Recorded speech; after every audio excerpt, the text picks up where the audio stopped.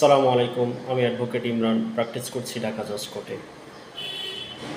অনেকের ভিতরেই একটা কমন সমস্যা দেখা যায় যে হাজব্যান্ড ওয়াইফ ঝগড়া করে, অথবা জীবিকার তাগিদে ওয়াইফকে গ্রামে রেখে ঢাকাতে অবস্থান করে, অথবা হাজব্যান্ড বিদেশে থাকে। এই সময়ে ওয়াইফ পরকীয়ায় আসক্ত হয়, অথবা বিভিন্ন কারণে বাবার বাড়িতে চলে যায়। নেক্সট টাইমে তারা যৌতুকের মামলা দায়ের করে দেয়। তো আমি বলবো, যদি এরকম সিচুয়েশন তৈরি হয় যে ওয়াইফ বাবার বাড়িতে চলে গেছে, তাহলে হাজব্যান্ডের করণীয় কী? হাজব্যান্ডের করণীয় হচ্ছে আপনি একজন আইনজীবীর সাথে পরামর্শ করতে পারেন, সবচেয়ে বেশি ভালো হয়। আপনার প্রথম কাজ থাকবে, আপনি স্থানীয় গণ্যমান্য যে ব্যক্তিবর্গ রয়েছে তাদের সাথে বসে জিনিসটা সালিসির মাধ্যমে সমাধান করার চেষ্টা করবেন।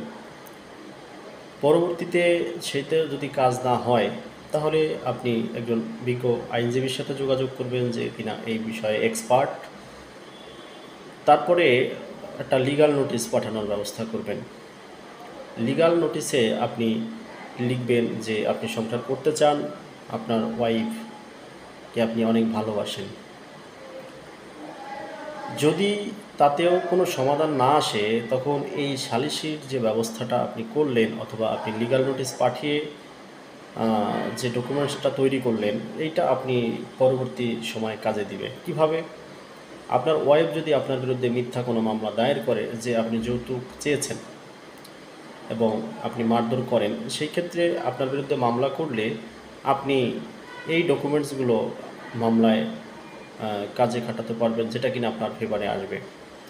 তবে আপনি মনে রাখবেন, যৌতুক দেওয়া এবং যৌতুক নেওয়া দুটোই সমান অপরাধ।